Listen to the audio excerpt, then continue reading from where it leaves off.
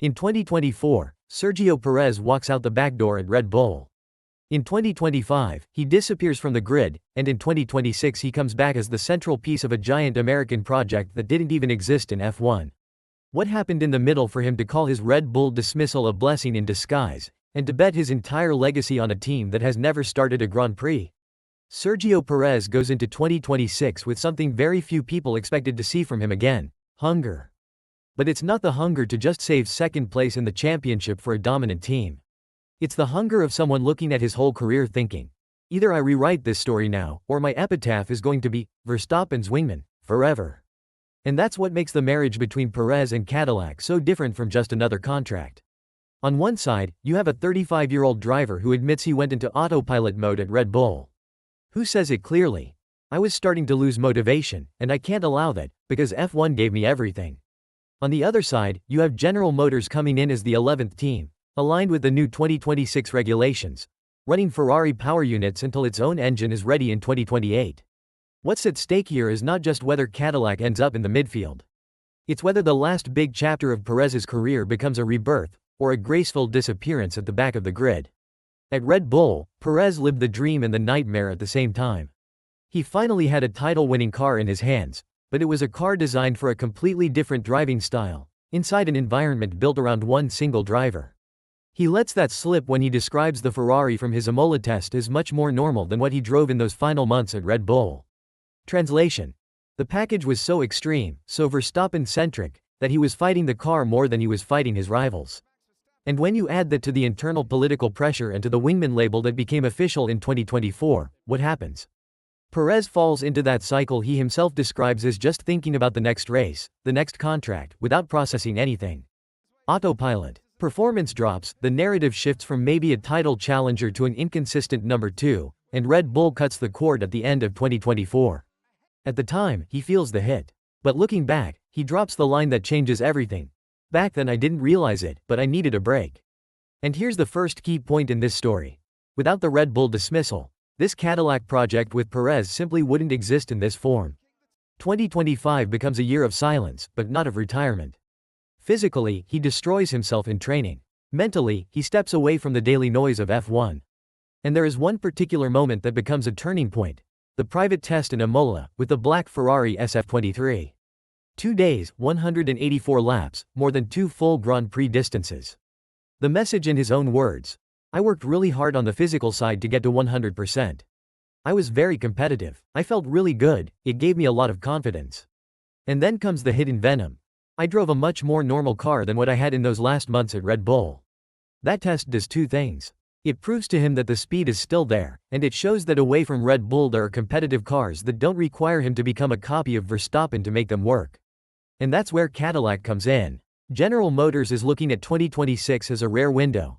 New regulations, shuffled grid, F1 exploding in the United States and in Mexico, a calendar with Austin, Miami, Las Vegas. They don't just want another team. They want a symbol, an iconic American brand, a massively popular Latino driver, in a sport that is finally turning into a mainstream product in the region. From a marketing point of view, Perez is perfect. Mexican, adored in Mexico, with a huge fan base in the US. Experience at the very front, ready-made comeback narrative. From a technical point of view, it's even better. Years at Sauber, Force India, Racing Point, Red Bull. He knows the whole path, from small outfit to title-winning structure. And the fit goes beyond the obvious. Perez is not coming in to plug a gap for 2 seasons. He is coming in as the foundation of the project. In his own words, I see this as my big, final project in the sport. At Red Bull, he was the variable that had to adapt to the system. At Cadillac, the system is being designed while listening to him from day one. Look at how he describes it: it was great to discuss things with the team. It is fantastic to have a team where you feel you can influence and ask for certain things. Translation: now he feels heard. And for a veteran who has seen the best and the worst of F1, that is worth as much as a car that is half a second faster. But what about the risk? Perez's own words show the tension. On one side, very soon we will be fighting for very good positions. I believe we are going to surprise a lot of people. On the other, it will take time for everything to grow. He knows 2026 is not going to be a fairy tale. But he understands that the real battle is not 7th place in Australia. It is the development curve all the way to Abu Dhabi. If Cadillac can show it learns quickly, the project gains credibility. If not, it becomes just another new team that promises a lot and gets stuck at the back. And that is exactly where Perez's reputation is on the line. If he had chosen an established midfield team, he would be the veteran backup, the reliable plan B, low risk, low responsibility, and very little chance to change the label he brought from Red Bull. By betting on Cadillac, he turns himself into the face of a project that could fail spectacularly. If in 2028 Cadillac is still fighting to get out of Q1, Perez's final legacy might be: he left the top, bet on a promise, and faded away on track. But if it works, imagine 5 or 6 years from now. GM with its own power unit, Cadillac established as a consistent force, fighting for podiums. In that scenario, Perez's career will not be remembered as the guy who failed to win a title alongside Verstappen, but as the leader who helped build GM's first full factory project in F1. Deep down, what is happening here is an identity shift. Remember his pre-Red Bull career? Sauber, Force India, Racing Point. Climbing projects, where he was the guy delivering above the car, pulling off those unlikely podiums. At Red Bull, that identity was swallowed. At Cadillac, he brings that version of himself back, only now with the visibility of a full factory team.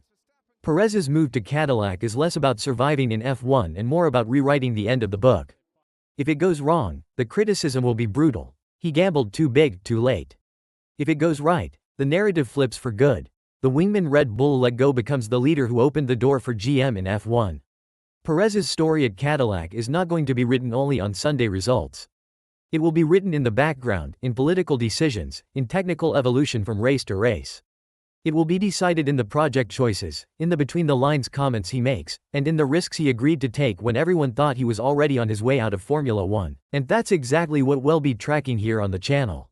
If you want to understand what's really happening behind the grid, not just what shows up on the broadcast, subscribe and hit the bell. Because 2026 is going to be the most unpredictable satisfying in F1 in decades, and we'll be following every satisfying of it.